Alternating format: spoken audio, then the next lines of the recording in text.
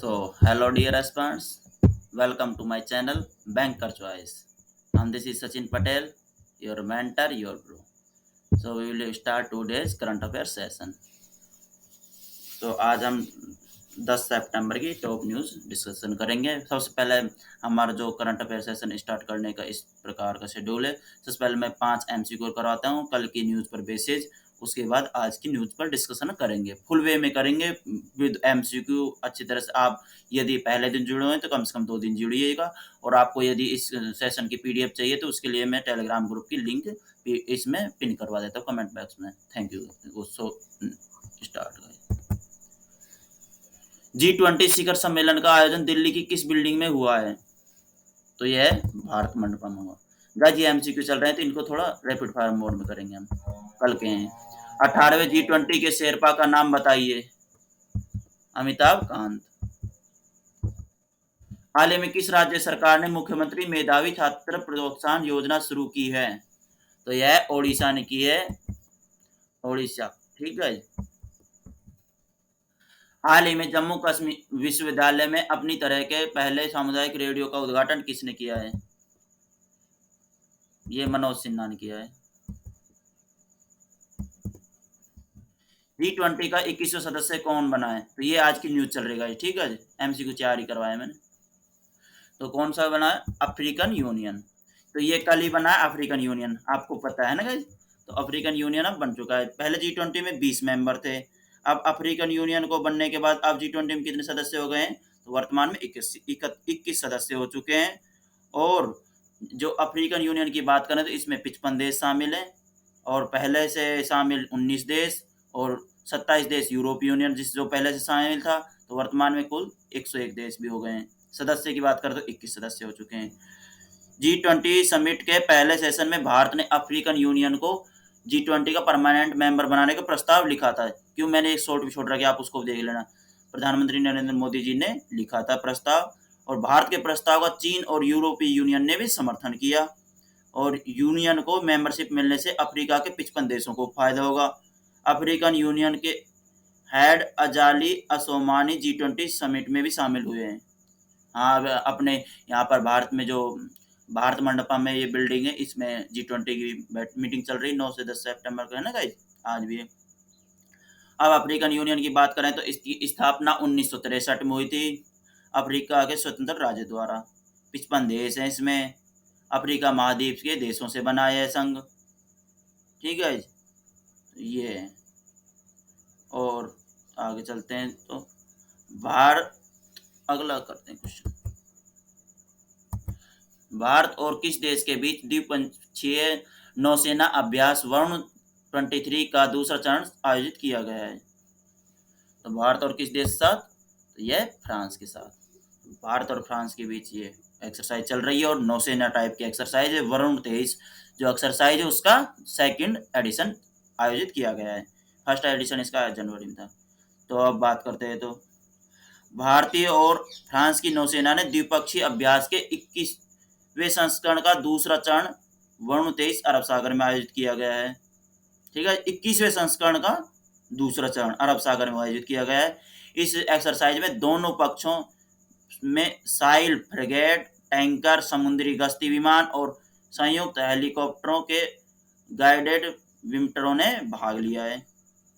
वरुण 23 का पहला चरण 16 से 20 जनवरी को तक भारत के पश्चिम तट पर आयोजित किया गया था। भारत के तट पश्चिम तट है, वहां पर आयोजित किया गया था। इसका फर्स्ट एडिशन, अभी सेकंड एडिशन अब चल रहा है इसका गाइस। ठीक है, और भारतीय और फ्रांसीसी नौसेनाओं के बीच द्विपक्षीय नौसेना अभ्यास 1993 में शुरू हुआ था। 2001 में वरुण नाम से आयोजित यह अभ्यास तब से मजबूत भारत फ्रांस द्विपक्षीय संबंधों का प्रतीक बन गया है। भारत और फ्रांस के बीच और भी जैसे एक्सरसाइज कौन कौन सी होती हैं, तो शक्ति, वरुण, गरुड़, ये एक्सरसाइज फ्रांस के साथ। शक्ति, वरुण, गरुड़ और वरुण, ये भारत और फ्रांस के बीच होती हैं। ठीक है, ये आपको याद रखना है। और आप अब ये सभी देशों के साथ जो भी एक्सरसाइज होती है इंडिया की, वो याद कर लेते हैं। तो 7th अजय वॉरियर 2023 इंडिया और यूके के बीच हुई, ये अभी हुई थी। कोप इंडिया 2023 इंडिया और यूएस के बीच हुई। जो 10th सिलीनेक्स 2023 सिलनेक्स का जो एक्सरसाइज उसका 10th एडिशन इंडिया और श्रीलंका के बीच हुआ। फ्रिंज एक्स जो एक्सरसाइज 2023 में हुई, इंडिया और फ्रांस के बीच हुई। और 13th edition Bold Kurukshetra 2023 India और सिंगापुर के बीच में हुई। Shinyuu friendship exercise 2023 India Japan, Shinyuu Maitri भी कहते हैं, इंडिया और जापान के बीच हुई। ठीक है। और सहयोग काइजन ये भी इंडिया और जापान साथ हुई। तो चलते हैं तो अगली न्यूज पर। आसियान शिखर सम्मेलन 2026 की अध्यक्षता म्यांमार के स्थान पर कौन सा देश करेगा?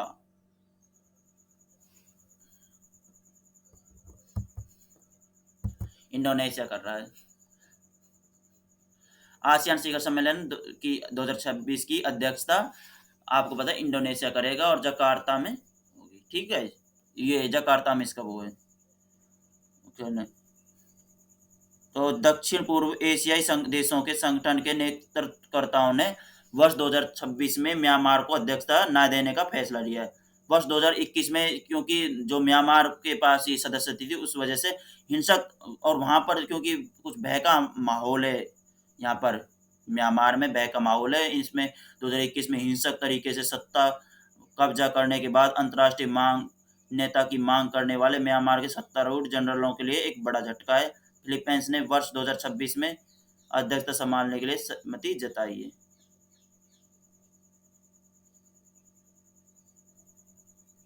आसियान के बारे में तो आसियान की स्थापना 8 अगस्त 1967 और जकार्ता में इसका हेडक्वार्टर है। जकार्ता में इसका हेडक्वार्टर है। और फिलीपींस ने इसकी 2026 में जो अध्यक्षता संभालने के लिए फिलीपींस ने सहमति जताई है।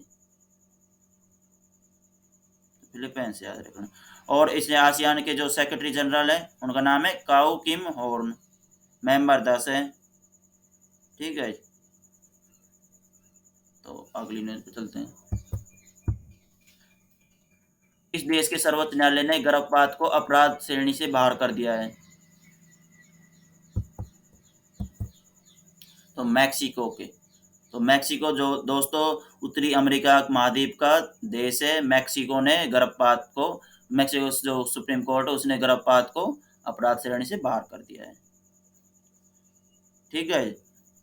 अब जैसे स्वास्थ्य का अधिकार विधेयक लाने वाला भारत का पहला राज्य कौन सा है? तो राजस्थान। ये जैसे भारत में प्रथम उनको और देख लेते हैं एक बार।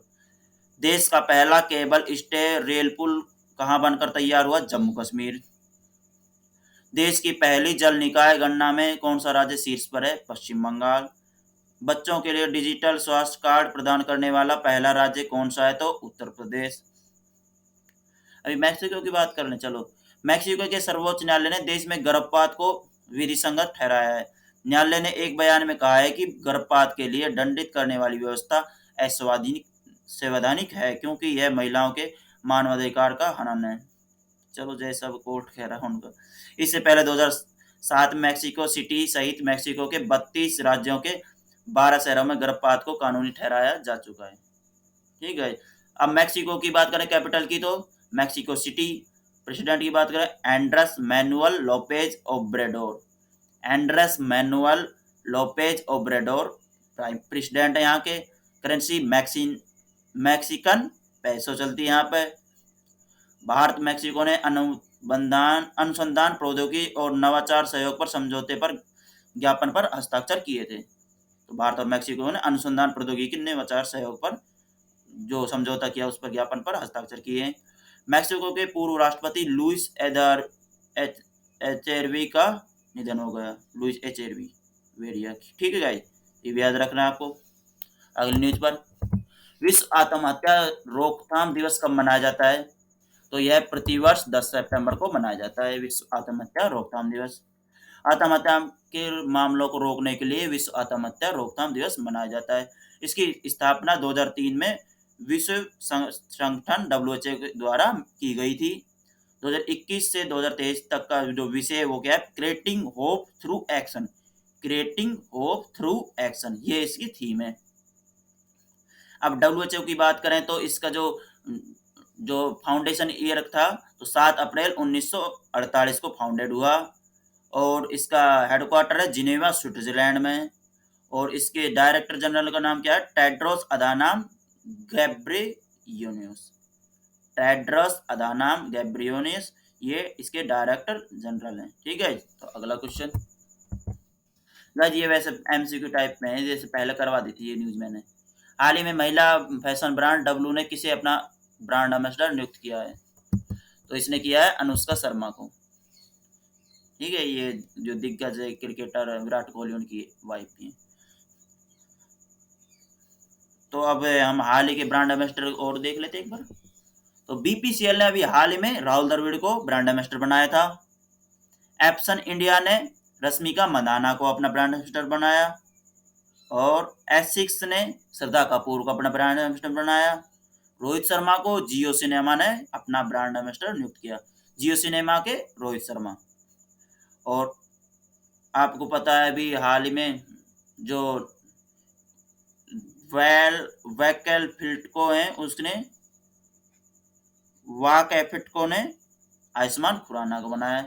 इन्फोसिस ने अभी दिग्गज खिलाड़ी राफेल नडाल को और ईगा स्वियाटेक टेनिस खिलाड़ी उन दोनों को बनाया था अपना ब्रांड एम्बेसडर हाल ही में।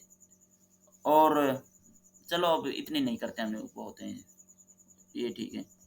और तो अगले और देख लेते हैं। अंतर्राष्ट्रीय साक्षरता दिवस प्रतिवर्ष 8 सितंबर को मनाया जाता है। भारत के सर्वोच्च न्यायालय और किस देश के सर्वोच्च न्यायालय ने न्यायिक सहयोग के लिए समझौता किया? तो सिंगापुर और भारत के सर्वोच्च न्यायालय ने। सलेम सागो को जीआई टैग मिला था, ये किसका है? तो तमिलनाडु का है। ठीक है।